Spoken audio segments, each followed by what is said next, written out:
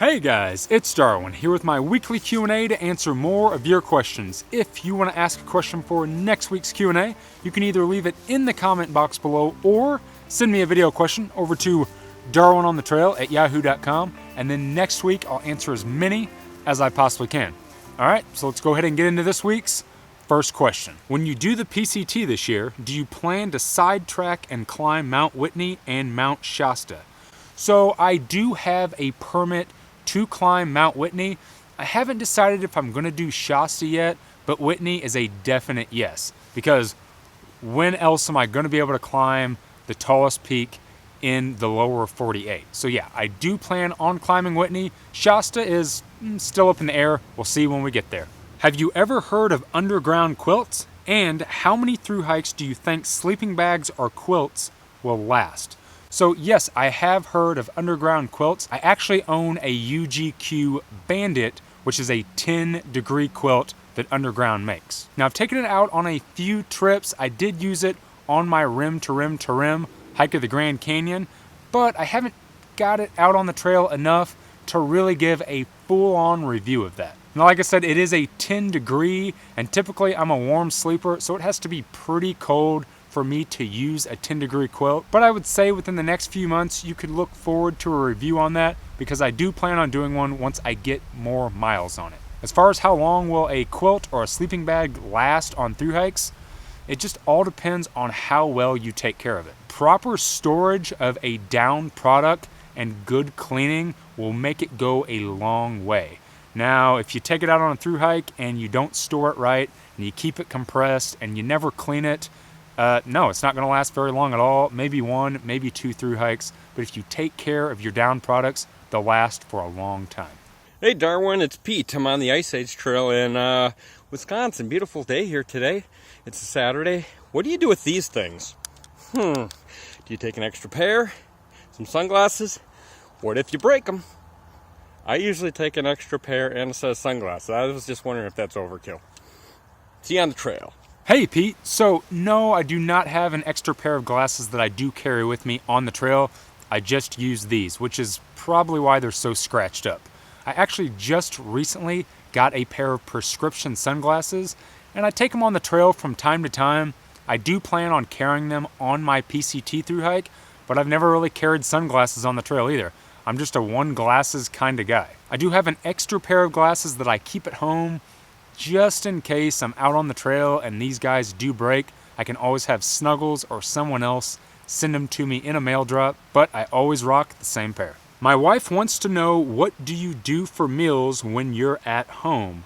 So the food that Snuggles and I eat when we are at home or living out of the camper or in our van is pretty much the same thing we eat on the trail. We eat a lot of quinoa and couscous and things that are pretty easy to cook and you can kind of make one pot style. What I mean by that is food that you can just throw into one pot, maybe just boil some water and easily put a meal together. It's funny, we ate like that out a lot on the trail, and I guess it just kind of went forward, and it's simplistic. I can still get the calories and the nutrition I need, and every once in a while I'll get some meat like some chicken or something, grill that up and then throw that in with it. But yeah, basically dry, easy to cook meals like quinoa, couscous, beans, and rice.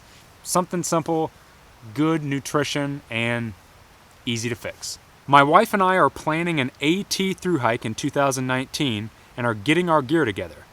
We have been considering the Enlightened Equipment Accomplice quilt to save weight in our packs.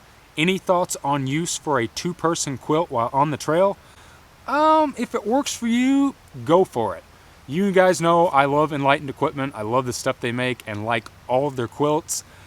Personally, Snuggles and I would never carry a two-person quilt because when you're out hiking all day on the trail, you become really gross. You sweat a lot, you get wet, you get sticky, you stink. So the idea of two people being in the same sleeping bag together, pretty nasty. Just like a big stinky hiker burrito. So we're not a big fan of that. However, it might be something you want to look into.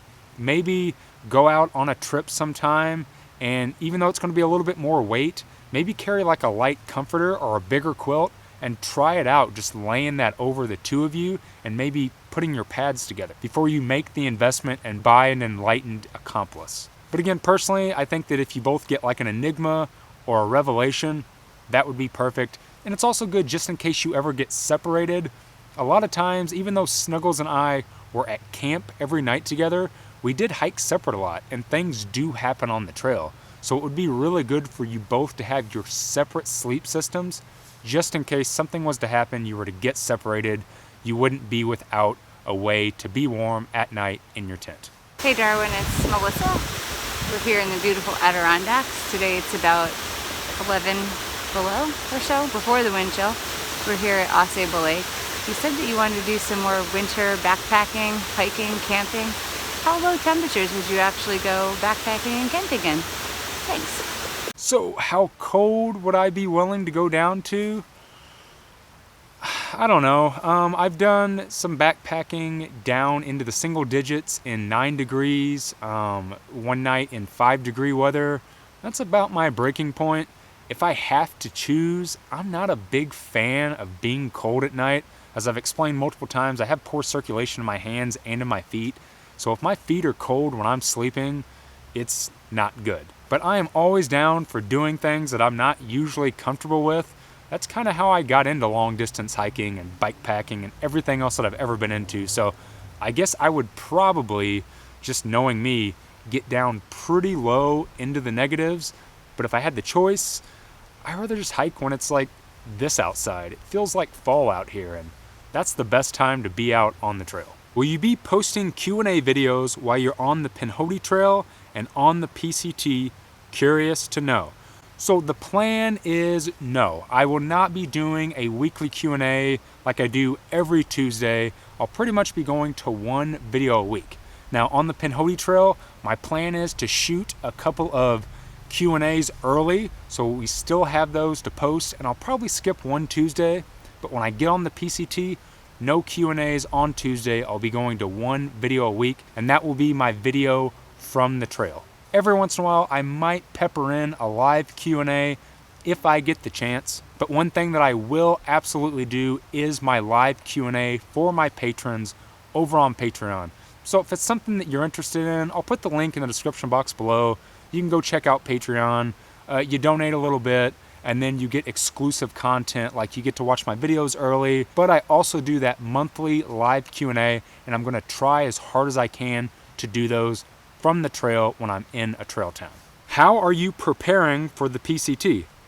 I'm doing a smaller through hike. So some of you don't know, on February the 4th, I actually start a mini through hike of the Pinhoti Trail. And the Pinhoti Trail runs from Flag Mountain in central Alabama, and it actually ends at the Benton Mackay Trail, which is about 70 miles west of Springer Mountain, which is the southern terminus of the Appalachian Trail. So that's pretty much how I'm prepping for my PCT hike. I'm gonna go out and do a 335-mile trail, really make sure that all my gear is dialed in, and that I got good hiker legs, and I'm ready to go on April the 3rd. Hey Darwin, I was wondering, down to what temperature are the glove liners still effective for keeping your hands warm before you have to switch to actual gloves? Thanks. The glove liners that I have, I'll go down to about 40, maybe 30 degrees. They're really just to start getting me going in the morning, but if it's super cold and it's rainy, I do have a pair of Z-Packs Virtus rain mitts. And those are pretty much made to go right over my glove liner to give me a little bit more protection from the rain and the cold. I used to carry big bulky gloves on the trail, but once I start hiking, I really warm up, and I would only wear them for like a half a mile when I started out in the morning. So because of that, I kind of ditched the heavier gloves, started using a glove liner just because they're lightweight and they get the job done within that first half mile to a mile. My hands are warmed up, I take them off, and I'm ready to go for the day. Then at the end of the day, when I get to camp, I might throw them back on as the temperature's dropping. But like I said, if it gets really cold, it's super windy, it's super rainy, that's whenever the rain mitts come into play. All right, guys, last question of the week. Can you share your advice and experience with snakes on the trail, especially the AT? Encountered a rattler this past summer, and after searching was shocked how many spotted on the AT.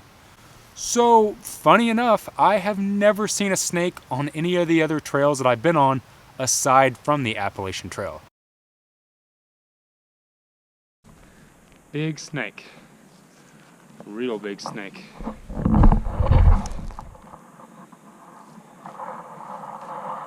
don't know what kind of snake he is. In 2015, Snuggles and I seen a ton of snakes on the Appalachian Trail. The majority of the snakes that you see are a black snake. They're these big, massive black snakes. And then as you move a little bit more north up the trail, getting into Virginia, like the Shenandoahs, or Pennsylvania, that's where you're going to see the timber rattlers, which are these big, massive, scary as hell rattlesnakes. They're just massive. And it's funny, I seen more of those in Virginia, in northern Virginia, right in the Shenandoahs, than I seen on the rest of the trail. And before that, I never even knew that there were rattlesnakes in that area of the country. I always associate rattlers with the desert, but funny enough, I've never seen a rattler in the desert. So just like any other animal out on the trail, if you don't bother them, they're not gonna bother you. Just keep an eye out. You know, every once in a while, look down on the trail, listen for that rattler, make sure that you're not stepping on a snake and giving it a reason to strike at you. All right, guys, so last Q&A, we were in Virginia on the Appalachian Trail, and right now we are right next to Neal's Gap in Georgia, right here on the AT. So we're gonna be hanging out here for a little bit right before I start my Pinhoti Trail through hike. I'm gonna get out on the trail, try to get my legs in shape, get my gear dialed down, and hopefully run into some of you early starters out here on the AT. Now, I do plan on doing a meetup in Georgia, so if any of you guys are in the area and interested in that, there is a little tab over on my YouTube main page called the Community tab. If you don't know what that is yet, it's something new that YouTube rolled out, and it allows me to post pictures and videos, polls, tons of different stuff to get your guys' feedback. I think in order to get those notifications, you have to go up next to the subscribe button on the main page and hit that little bell. If you hit that bell, you'll get all the updates from the new videos that I'm putting out, anytime I'm going to be doing a meetup, some little pictures here and there between videos. And recently I've started getting your guys' feedback and starting some polls to find out what you guys want to see me make more videos of in the future. If you want to leave a question for next week's Q&A, you can either leave it in the comment box below or send me a video question over to darwinonthetrail@yahoo.com, and then next week I'll answer as many as I possibly can. If you haven't had a chance yet, go over and check me out on Instagram. I've been posting a lot of new photos lately of some of the things that Snuggles and I have going on throughout the week, plus some pictures from some past hikes. If you found any value in this video, go ahead and hit that like button. Subscribe to my channel if you haven't already. And as always, guys, thanks for watching.